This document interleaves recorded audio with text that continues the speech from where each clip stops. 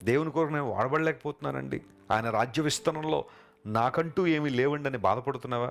దేవుని దగ్గరికి రా, పరిశుద్ధాత్మ దేవుని సంపూర్ణంగా నేను సమర్పించుకో. ప్రభువా నన్ను వాడుకో, నీ చిత్తానుసారంగా నన్ను ఉపయోగించు ప్రభువా, నీ రాజ్య విస్తరణలో నన్ను ఉపయోగించుకొని దేవుని సలు నువ్వు ప్రార్థన చేయగలిగితే దేవుడు తన సామర్థ్యాన్ని నీకు ఇస్తాడు. పౌలంతటి వాడు కొరింథీ సంఘానికి పత్రిక రాస్తూ ఏమంటాడంటే, కొన్నిసార్లు మా అంతట మేమే సామర్థ్యం కలిగిన వారమని కాదు, కానీ మా సామర్థ్యం అంటూ ఏదైనా ఉంది అంటే అది కేవలం దేవుని దగ్గర నుండి వచ్చింది అన్నాడు. దేవుడు మమ్మల్ని క్రొత్త నిబంధనకు పరిచారకులుగా నియమించాడు. అక్షరానికి కాదు, ఆత్మకు పరిచారకులుగా దేవుడు మనల్ని చేశాడు.